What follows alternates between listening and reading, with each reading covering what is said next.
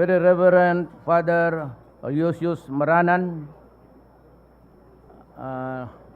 the citizens of the San Beda Republic,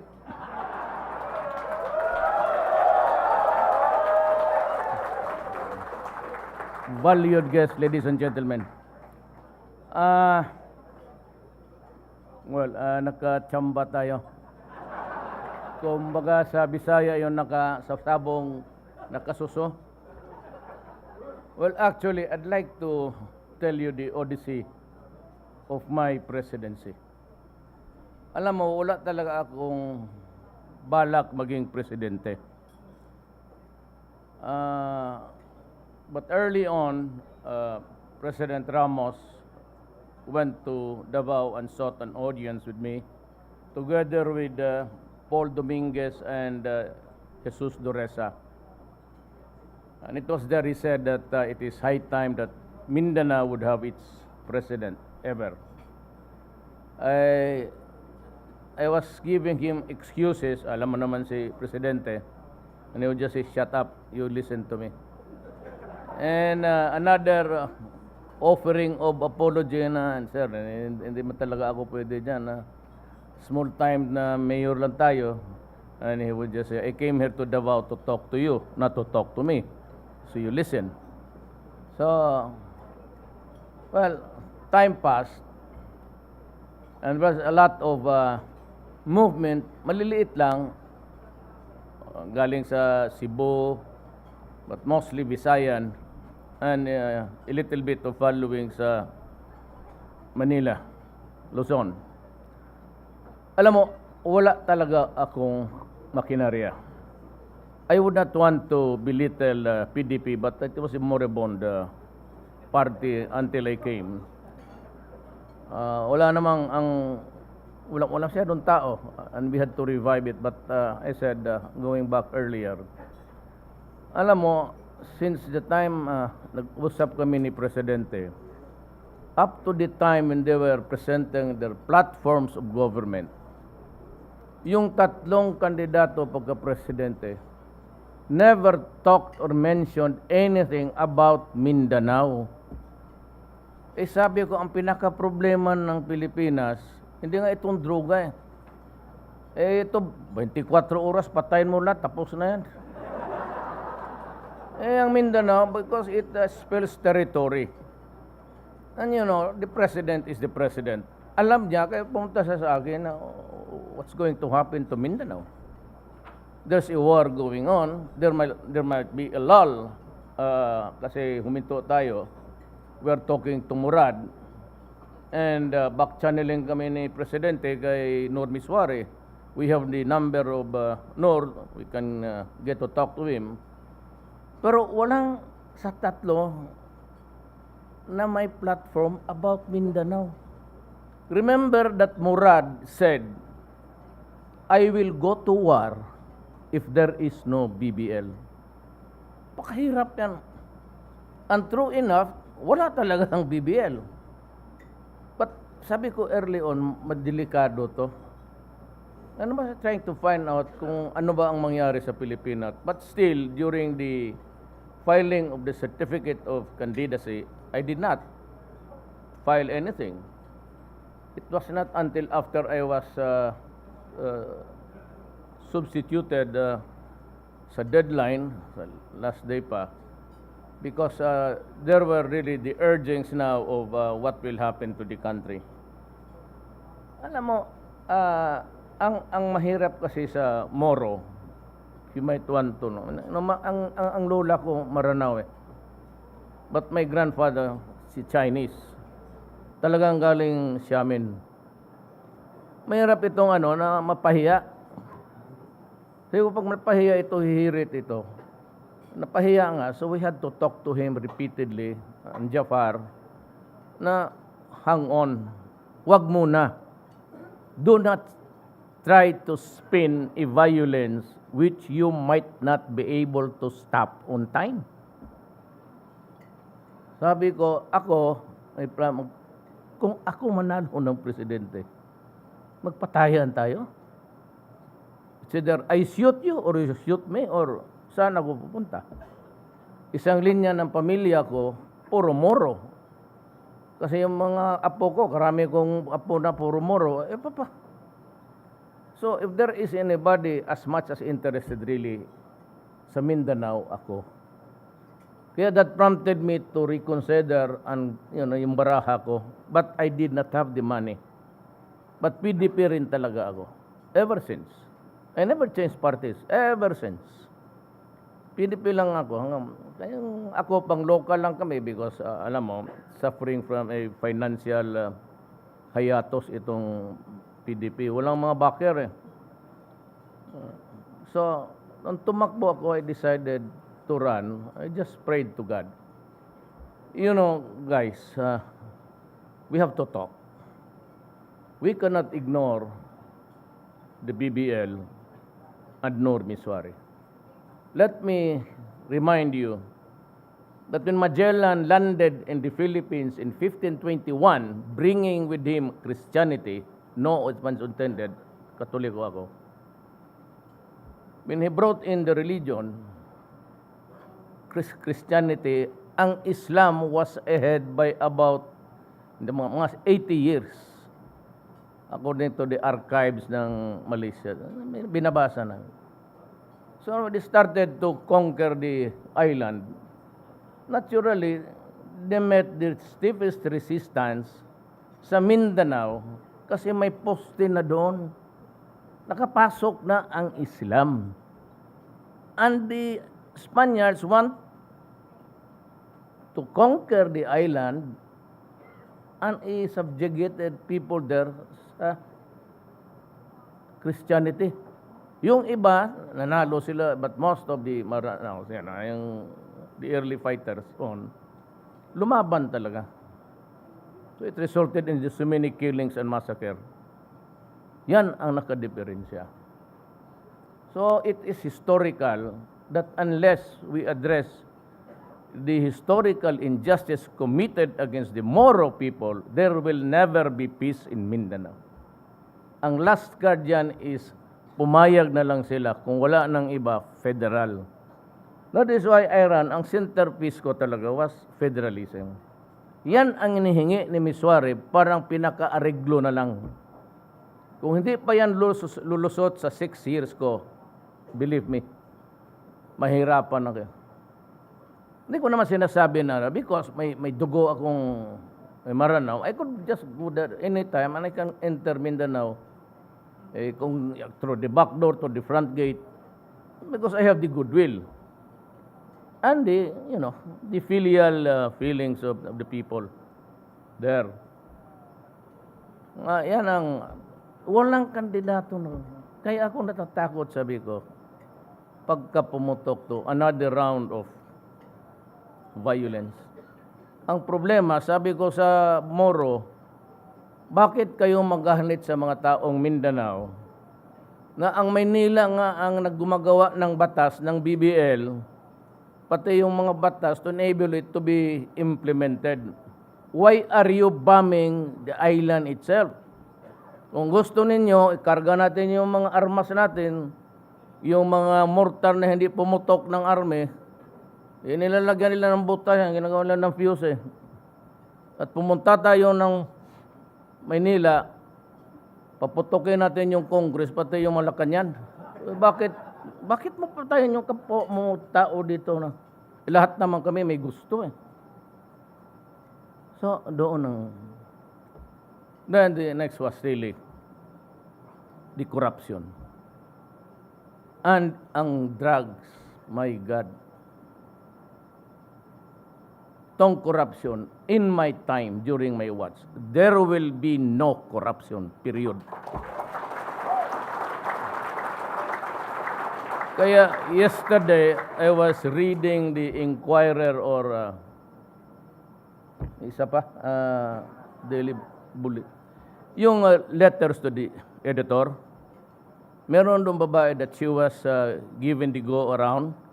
She had to kept on going back to the, sinabi ko sa staff, hanapin ninyo ito. Kung anong opisina nito, sabihin ninyo, pinatawag ko sila dito. Kakasabi ko lang sa inaugural speech ko, you are paid to do your work. Kung gusto mo nang hindi mo kaya ng gobyerno magbayad, maghanap ka ng ibang, punta ka kay Ayala o kay Gokongwei. Don't give you a better salary, but kung sa gobyerno pumasok ka, hanggang diyan ka lang talaga. You must do that. When you enter into government service, you must realize na hanggang diyan ka lang. And that is very important. Ay, corruption, left and right, pati yung mga bala. That's why is this government oppressing its own people? No, answer me that. Sabi ko, bakit? Kaya kung wala, sabi ko, so it has to stop. Lahat, from the office of the president down. I would maybe distribute the circular. Sabi ko, yung cabinet, sabi ko, 30 days, whatever department, 30 days, reduce the signing authority, I do not give, kung sa anong gusto mo, 3 to 5 signatures, 1 month, lalabas yan. Huwag kayo mag-follow up. That is mandatory. At magagalit talaga ako. Now, if you cannot comply with it, I'm sorry. We part ways. That's the only way to do it. Just like in Davao. You ask for a permit, electrical, engineering, or yung business, 3 days. It's by 72 hours. Pag hindi mo naman, do not release it to the guy.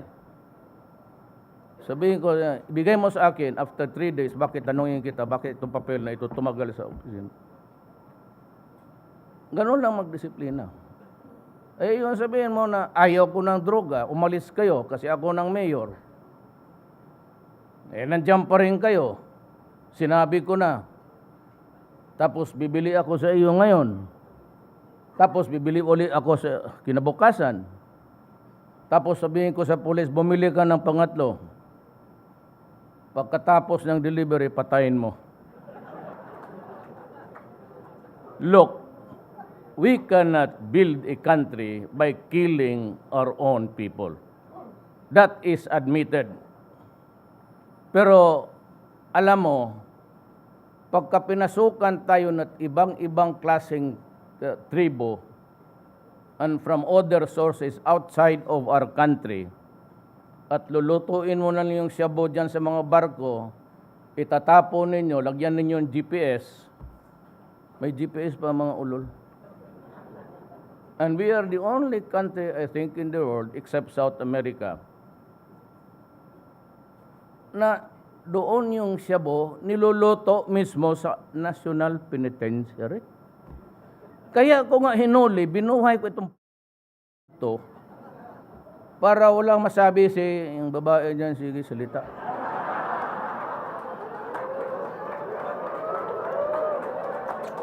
Sige, buhayin ninyo. Given the trial, fair trial, judicial trial. O di okay. O pagkatapos kasi baliktad yan kung taga roon ka, doon ka tatapon. Kung taga doon ka sa amin, dito ka, sumunting lupa ka. O pagdating dyan, ang ginawa, nagluto pa rin ng shabu. Edi, mas mabuta pinatay ko na noon. Minus-minus yung problema natin. Kaya ako galit kasi ang shabu, constant use of shabu, even by months, would destroy the human brain. It shrinks the molecules, pati yung mismong utak. Actually, sabi ng forensic sa Mexico, because they're starting to do meth, kasi mahal yung heroin ngayon, pati mura na nga dito Mabuti pa yung mga sapapis. Because marijuana, heroin, cocaine, they're grown naturally.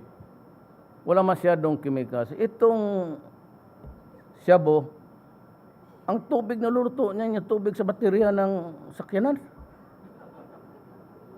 Para may starter dyan sa loob ng...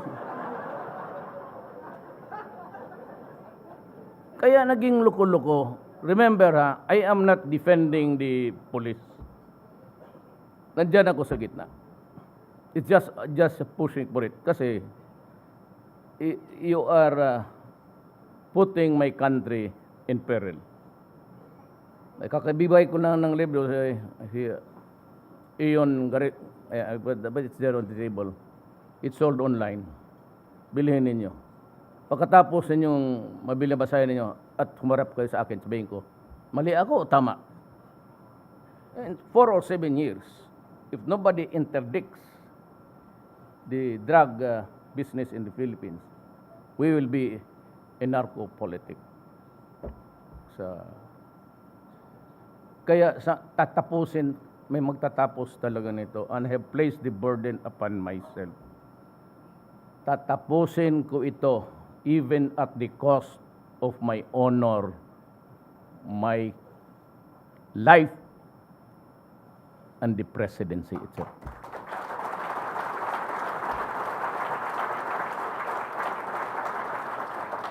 Kaya I have repeatedly stressed na hindi ako mamatay kung hindi ako mapresidente. And when nagkaroon kami ng roko sa media, boycott ninyo ako. Go. Kayo, ayaw ninyo mag-boycott sa akin? Pag hindi nyo mag-boycott sa akin, ako mag-boycott sa iyo. Wala akong, I can let go of this presidency anytime. Huwag mo lang akong ganunin. Do not. Kasi hindi ako sanay ng ganon eh. Yung basta bastusin ka na lang. Imagine being asked publicly, how is your health? Oh, I'm fine. So, where is your medical report? Mabutit na lang dyan kagumensya. Kaya kung wala, bastusin ka na. Di bastusin ko rin kayo. Wala akong...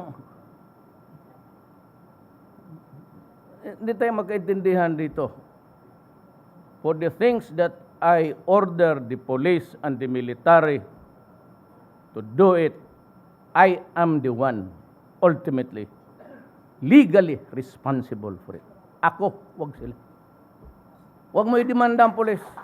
Walang mangyari dyan. Bigyan ko na sa yan sikrito. Naghanap ako sa Constitution. Pesan beda tayo eh. Kaya siyempre, paano itong we are arrayed against us? Nakita mo naman dito, mas in love sila gaya ng, I have to mention yung due process. Ano due process? Due process.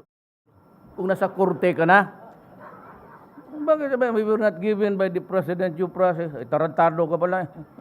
Hindi ako korte. Why should I give you due process? I cannot give you a lawyer. I cannot handle a proceeding or proceedings against you. Ano, tawagin ko kayo sa malagay niya, murahin ko kayo doon. Tapos barilin ko kayo. Due process. Hingiin mo yan sa korte. And during the time when you are in custody being investigated, maybe. But not me. Ako, ang trabaho ko is, I have this sworn, is sacred duty to tell the Filipino the state of things in his country and simply the truth, period. Ayan lang. Doon sinabi dyan, Rodrigo Duterte, after naming several generals, would give them due process. Naganoon ba ako? Kaiksi yung, ano ko? Sinabi ko na noon, wala pang kampanya, you might want to retire early. You guys who know that I know na ganun tayo. Hindi yan pang, anong due process? Lahat ng kolumnista, kasi marunong. Kasi hindi nga taga San Beda. Well, there are two events in my life that made me extremely proud. One is that I graduated from San Beda College. And the other one was the greatest compliment that I received to make me towards the presidency.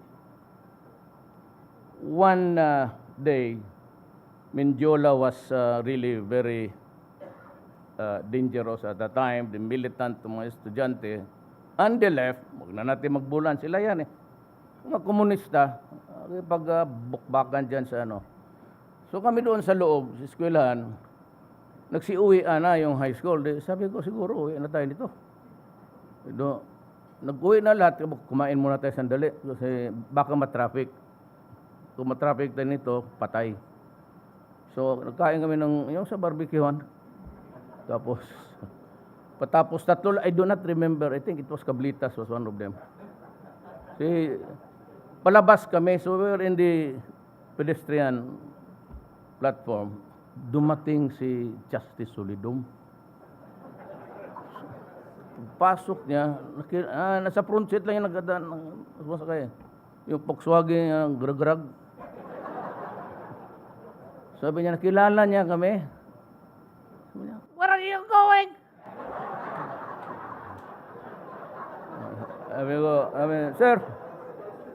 Sir, it's dangerous outside here. Never mind about them, let them fight. You go back. Wala na masyadong estudyante.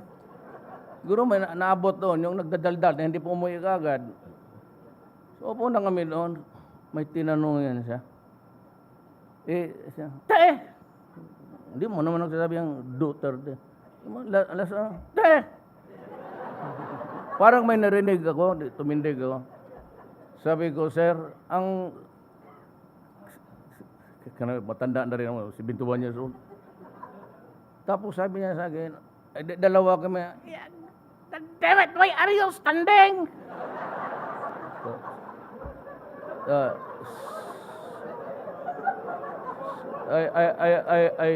I thought, sir, that I heard my name called. Because you're always talking at the back. Come here, you stand up there. Pagdating ko doon, sabi niya, sino? Cherry Bell, Kaliso. Sit down. You recite. Tindig ako. Ano? Tapos nagtinginan kami. Siya what? Sir, there is no question yet, sir. God damn it! Sige, gano'n na. Do not scratch your hair in this classroom and spread your dandruff.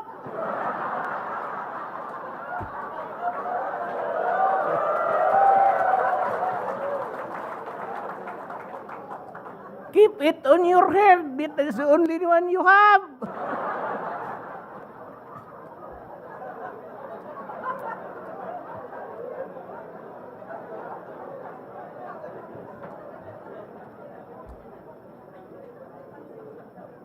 You might want to say that the dandruff president. Tama kasi sabi ko, mayabang ako ng sumat. Sabi ko, sir, wala ba? Galit lalo. Nagkagano, no. Do not scratch. Do not scratch your hair and spread your dandruff in this room. Keep it on your head. It's only one you've got. Well, that made me a lawyer. Actually, sa batch namin, hindi naman tayo sa iba. We are all, tayo-tayo lang naman. Sa wills and succession, pati remedial law, talagang matataas kami. Dumaan rin kay Justice, kay Secretary Puno. And the others, our professors, si Rudy naman, Robles at the time, sir, he just topped the bar at that time. Kami yung binamano. By the way, I was in Bohol campaigning for the presidency. I passed by Vic's house, Victor de la Serna. Minsan nakita kami doon sa Bohol. Nandyan si Boy, Brillante. Pero yung nagbalik ako, medyo matanda na si smoke silat. Pero sabi niya na pagkatapos ng meeting, dumaan ka. Pero hindi na ako nakadaan, so pinadala niya. Siya, this is my little help for you. This is really hard-earned money. Tinago ko pati yung pera. Hindi ko ginastos. Hindi ko man alam. Hanggang ngayon sa envelope. Nilagyan ko lang ng rubber band. Do something good for your country. And if you find it hard because there are many, yung ayaw, then if it is good, do it. Declare martial law. Pakita ko sa inyo. You guys, if you go to Davao, it's in my safe. Pakita ko talaga sa inyo. Yeah, tatawagan ninyo si Vic. Ganun talaga sinulat niya. If you find it hard to do it because of parang then declare martial law. Well, I will not do it. Far from it, actually. We were around during those times. Ang akin lang is yung let the Filipino taste what is government really. So kaya yung the usual is if they go there, plano ko kasi bigyan mo ng shopping list. I mean the requirements for that particular whatever. Then wag mo nang dagdagan, wag mong kunan. If it produces all those documents, bigay niya sa iyo, you have to have a journal. Receive the following application for whatever. You sign it, do not do it in the, kasi ma-erase and let him sign also. Bigyan mo ng stub, then go to the computer, ang laki ng gastos yung gobyerno to na tapos di ginagagamit. Then look at the workload. And you say, come back on this day, next month, on this day, at this hour. Bigyan mo ng stub. Pagbigay niya, kailangan nandyan na yan. I do not want to see the Filipino queuing outside. Ayaw ko yan. Especially yung mahirap. Hindi, it might be a pretended sentiment, whatever you would call it, to do the unbelievers. Basta ayaw ko, lalo na yung mga taga-probinsya. Lalo na yung taga-probinsya na magastos pupunta rito tapos maubos na ang sweldo kababalik. You know, it's always one trip dito eh. If you go down sa Naya, you ask for a lodging there somewhere, makikitira, tapos pupunta doon isang biyahe lang sa Kalayo, tapos pabalik-balikin mo ng araw, kalukuhan na yan. Something has got to give here. Kaya sabi ko kay Bebot Belio, find a space there. Lagyan mo ng kung saan yung opisina mo, gusto mong lumipat ng malaki, find a space there where you can place the satellites of sa DFA. Tapos National Bureau of Investigation. Diyan na, one stop. Same building. Or at least same vicinity. Makalakad siguro mga 100 meters. Then that's it. Ayaw ko magbalik-balik ang tao. I would like to stress it again. Ayaw ko pahirapan ang Pilipino, period. Ayaw. So, mandatory yan, including the office of the president down to the barangay level. I will bind the local governments to strictly adhere to what the essence of government service is. Diyan tayo. Magtiis lang kayo kasi sa bagay 6 years lang naman to. Pero pagka nagka-diferensya tayo dito, umatras ka kasi talagang ayaw ko. Davao is what Davao is today. Kasi sinabi ko, here are the rules. Umalis kayo. I would not pursue you beyond the boundaries of my city. Go out. Tapos kayong taga-gobyerno, ganito. If you cannot do it, tell me. And I'll give you your marching orders out. Pati police. I have the most behaved police force in the entire Philippines and Davao. I do not allow checkpoints. Kaya dito ngayon, I will, one of these days, depending also on the advice of the military and the police, I would tanggalin ko lahat ng checkpoints. Ngayon sa bukid, sinong mag-checkpoint? Hindi mga MPA. Ano trabaho ninyo? Wala, dala kayo ng armas, wala naman kayong... Kaya nag-uusap tayo, di ba? Slow down muna kayo. I will be asking the NDF to just really do that. Lahat, mabutit na lang ang goodwill ng MI and the rest of Mindanao, the Moro leaders are up against arms also against the drug menace. And it's good for our country. It's good for talks. Just like China. War, it is not an option. So what is the other side? Peaceful talks. I cannot give you the wherewithals now.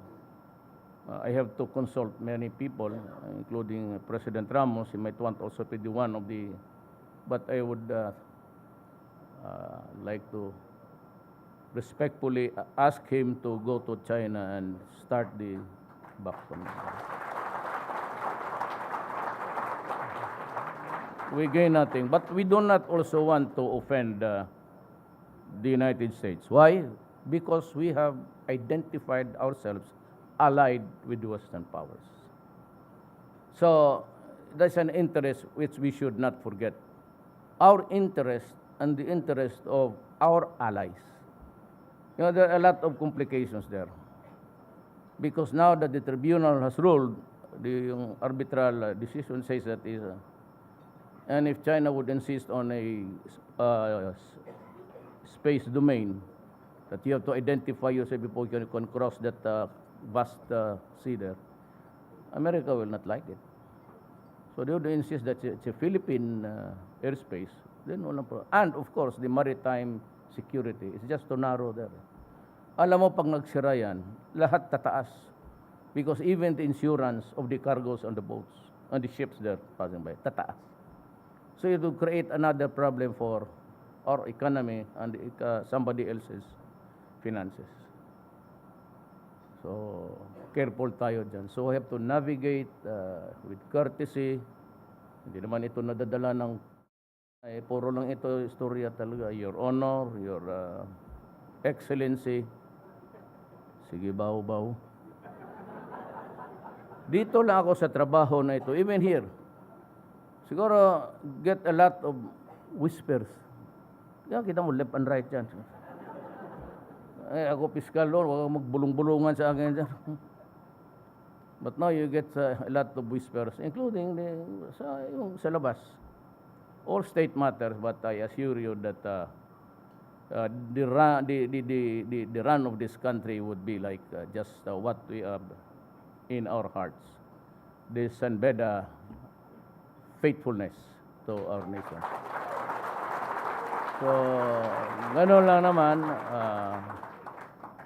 gambling has to stop, but in the meantime, that I am focused on the drug menace. Why? Because pagka tinanggal mo yan, there is that apparatus of gambling. Mga kumukolekta ng pusta, and you suddenly mabakante yan, everybody stops. Ang mag-take over ng organization yan, pakialaman na yan ng droga. See? It doesn't mean to say that I like quitting that. Maano tayo, I cannot be stretched in. So I'd call the military. Hindi naman lahat eh. Just a team there to help the police. But they have to undergo so many legal lectures about the law on arrest and seizure, then the delivery of persons to the judicial authorities, the number of hours, how to get a warrant for an arrest or to search a building. Marami tayong natin, even in the handling of yung drug cases. Nakitikyaw tayo.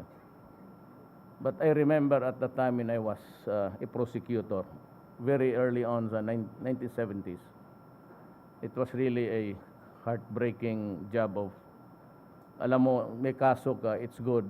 The affidavits are there.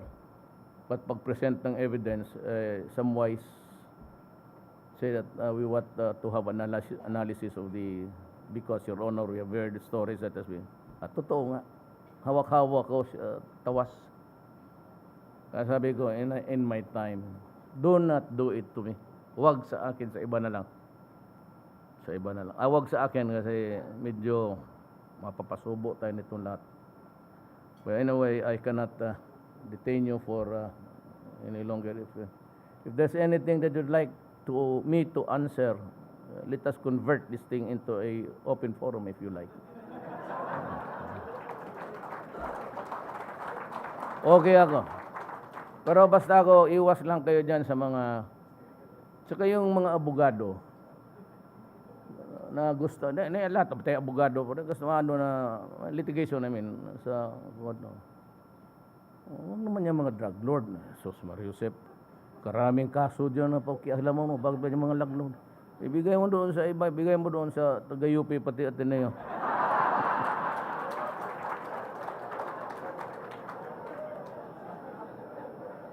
Baka madali ka ba? Tapos, kasi ang alam siya, turo, drug lord rin. Hindi, abogado yun, gago. Papunta yun sila sa korte. Sir? Bigay mo na sa iba. Marami dyan.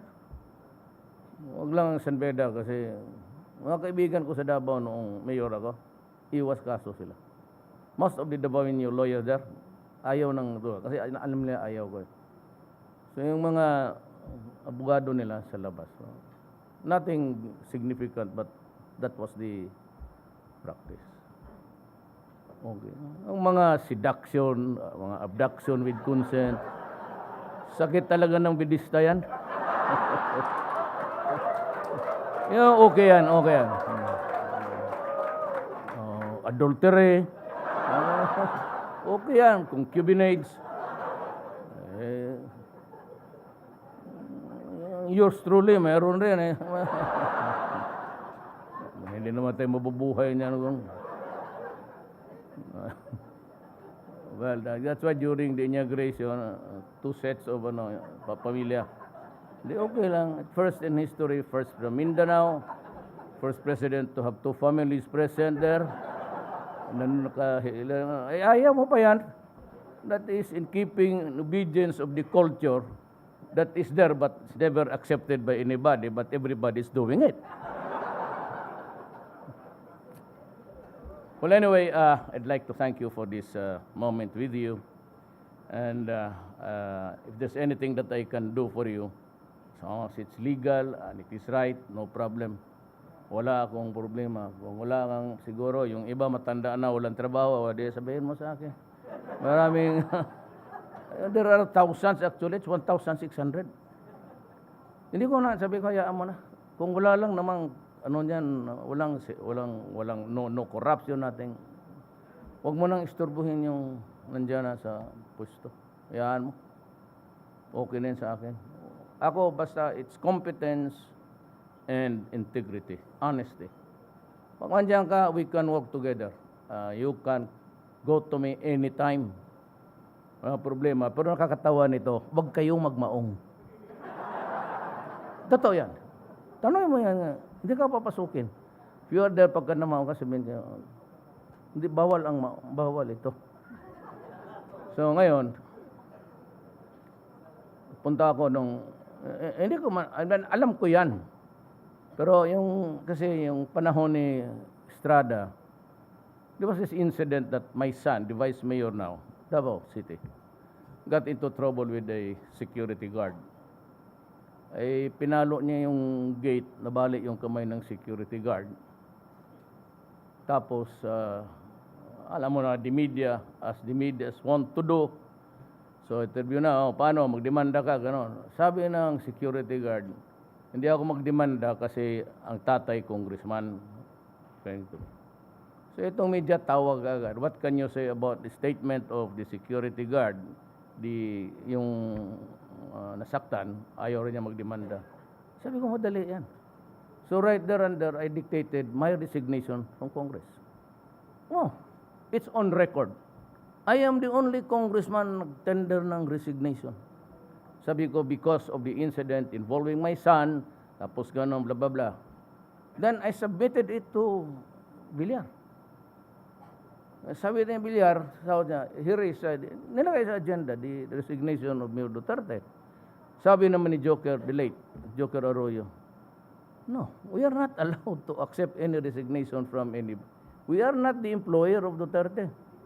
We are not from his district. It is only the people of his district who can accept his resignation. Ako, for the reconsiderations of delicadeza, nag-resign talaga ako. Alam mo, there will be so many elections in the future. Pagbuhayin ako ng Panginoong Diyos. But talking about God, I will end my talk here.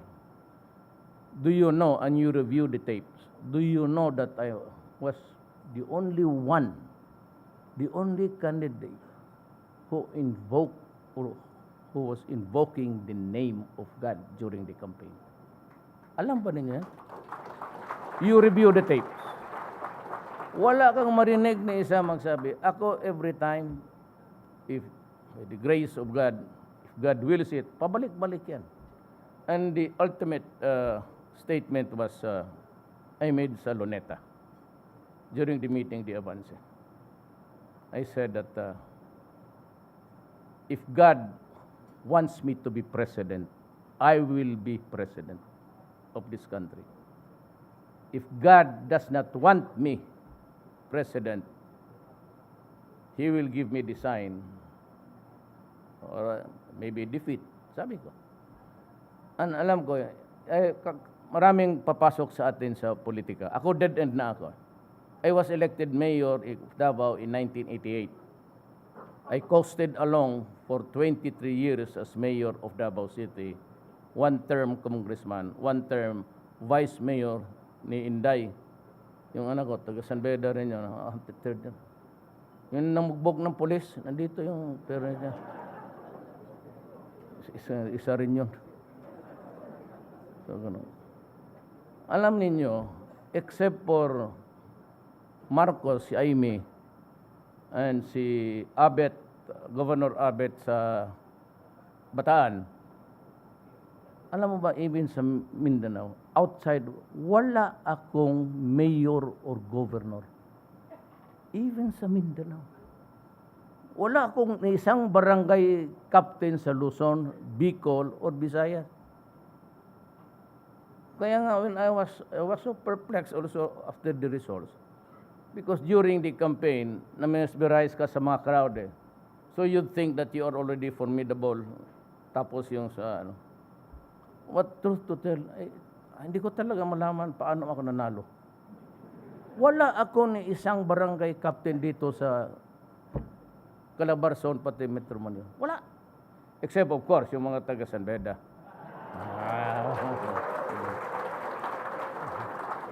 Kaya napakarami na pala natin. Akala ko ba bago lang itong San Beda.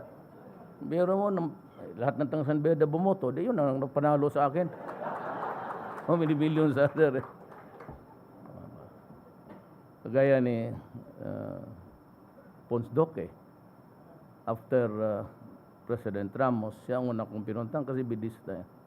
Alam mo, pagsabi mo, okay. Ponce, saan ka? Nandiyan yan. I offered him something. Ayaw ng cabinet. I offered him a cabinet post. But lahat naman ito sila, puro magagaling. Kasi regular ako. Nadisgrasya ako sa kutse.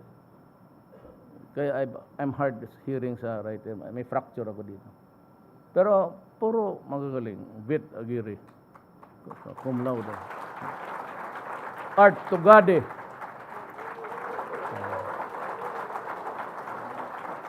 Si Bingbong. Dalia. Marami ito. San Beda. Marami sila. Sabi ko, Rudy Salalima. Ngayon ito sila. Sabi nila, ito si Duterte, walang kilala ko San Beda o taga Davao. That's a riddle. Oh, I'll give you the answer. Probinsyano ako. Nag-aral ako ng Maynila. Along the way, wala naman akong nakilala na talagang naging close. Except my wife, kasi stewardess eh. Ito ang asawa ko, German, si Zimmerman. Kasi maganda yung pero ang kilala ko, taga Davao, far and wide, in between the years, yung sakasakay, sino mo kilala mo, except your wife?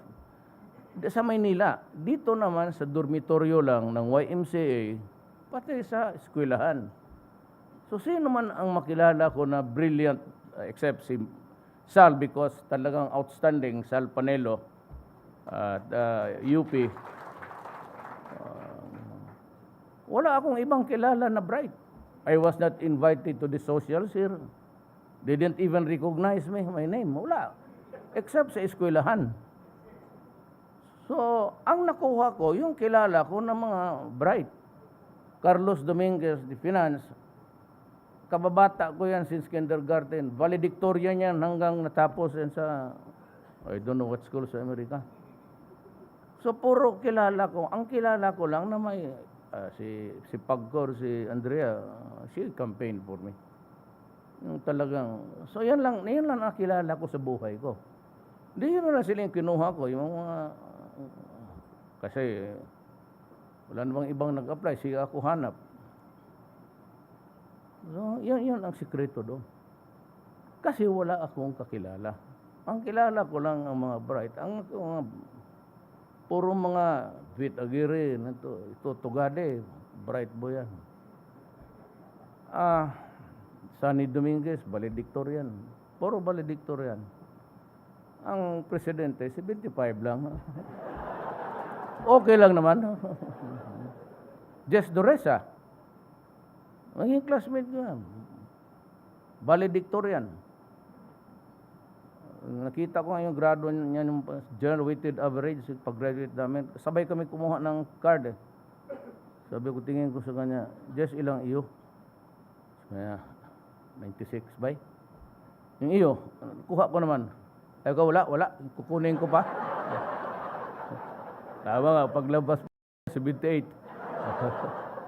But by the way, Jess Dorosa is working for me. So is Sunny Dominguez, Artugade, and Vit, and Cesar. All brilliant, working for ordinaryong bidista lang. Pero, salamat po.